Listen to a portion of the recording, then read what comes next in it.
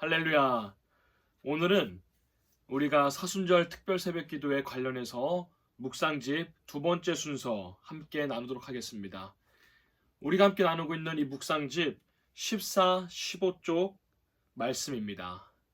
14, 15쪽 두 번째 날, 좋은 포도주를 아직까지 간직해 두었군요. 좋은 포도주를 아직까지 간직해 두었군요. 라는 말씀으로 함께 말씀을 나누도록 하겠습니다. 네, 오늘은요 찬송가 279장입니다. 인내하신 우리 주여, 인내하신 구세주여, 그리고 284장, 오랫동안 모든 죄 가운데 빠져 두 곡을 찬송하시면 되겠습니다. 이어서 사도신경으로 나의 신앙을 고백하시고 이어서 본문 말씀을 함께 보도록 하겠습니다. 오늘 본문은요 요한복음 2장 1절에서 11절까지 말씀입니다. 요한복음 2장 1절에서 11절까지 말씀, 여러분이 계신 그곳에서 자유롭게 함께 말씀을 읽으신 후에 오늘의 핵심 구절 요한복음 2장 10절 말씀을 제가 봉독하고 이어서 묵상집 그리고 말씀 설교를 나누도록 하겠습니다. 요한복음 2장 10절입니다. 말하되 사람마다 좋은 포도주를 내고 취한 후에 낮은 것을 내거늘 그대는 지금까지 좋은 포도주를 두었도다 하니라. 아멘. 자, 사순절 둘째 날입니다. 우리가 묵상집 순서에는 3일째로 기록이 되어 있습니다만 우리 교회는 오늘 이튿날로 함께 보내도록 하겠습니다.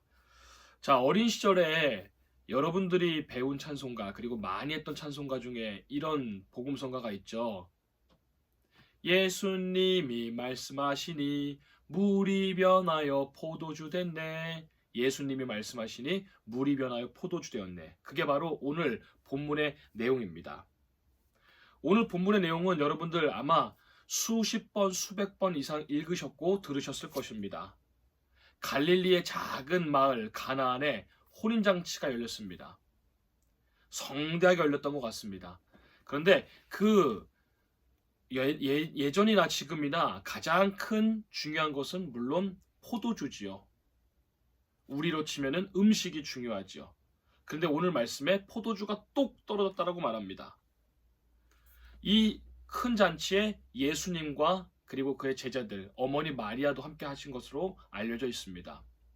보통 유대인들은 혼인잔치를 얼마나 크게 성대하게 하나, 보통 아무리 집의 경제 사정이 어렵다고 하더라도 보통 이틀에서 3일 정도는 한다고 합니다. 그리고 넉넉한 집안은 무려 2주 동안이나 그 혼인잔치가 계속 된다고 하니 그 나오는 음식의 양이라든가 그리고 포도주의 양이 얼마나 많이 필요하겠습니까? 온 마을의 잔치지요. 자, 그런데 큰 문제가 생겼다. 잘 아시다시피 포도주가 그만 뚝 떨어져 있는 것입니다. 여기서 우리가 깨달을 수 있는 첫 번째 교훈이 있습니다. 그게 뭡니까?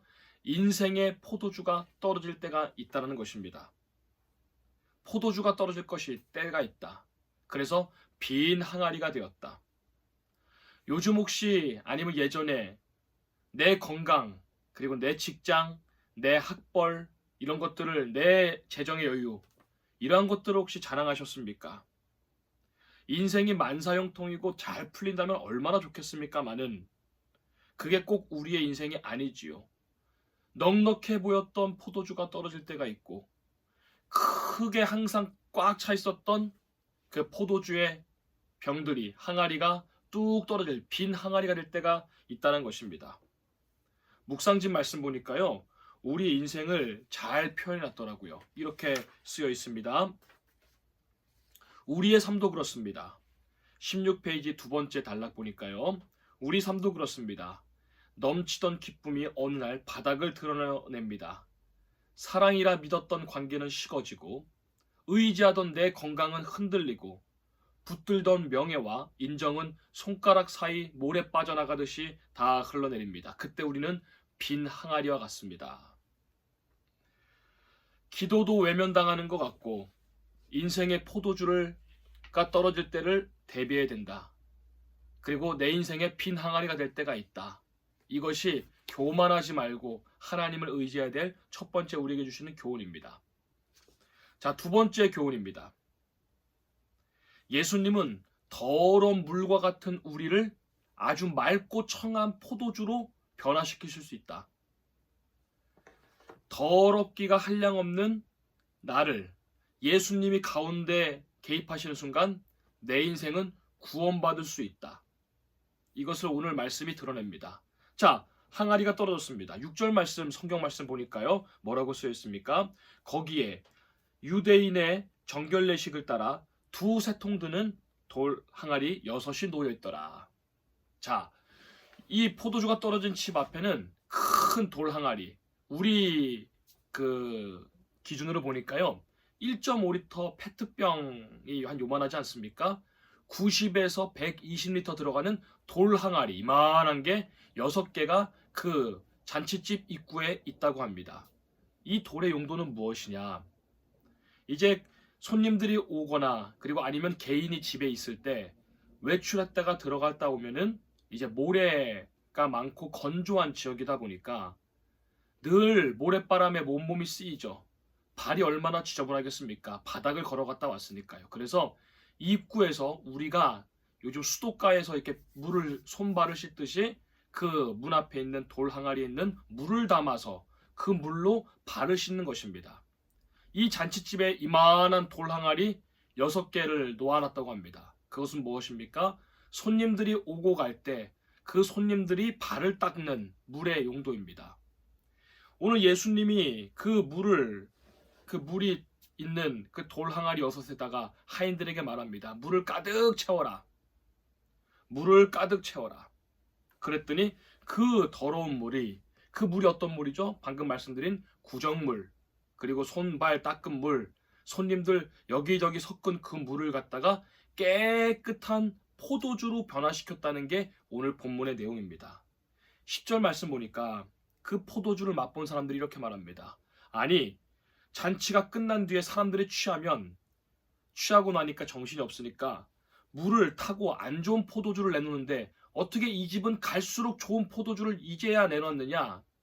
갈수록 포도주가 나중에 나오느냐, 좋은 포도주가 라고 말할 정도로 좋고 맑고 청한 포도주였다는 것입니다. 자, 무슨 말씀입니까? 이 물이 어떤 물이죠? 손님들이 손발 닦고 또 어떤 분들은 얼굴도 닦고 코도 풀고 그런 수도가의 역할을 하는 더러운 물이었습니다. 그 더러운 물, 이 구정물이 예수님과 만나는 순간, 예수님이 개입하시는 순간 이 구정물이 바로 청아한 최고급의 포도주가 되었다.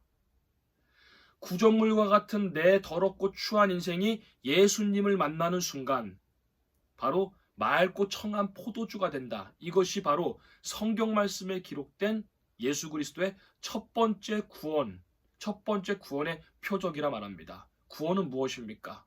나같이 더럽기가 한량없는 추한 죄인을 예수 그리스도께서 만져주시고 십자가 죄사함으로 말미암아 구원받는 것.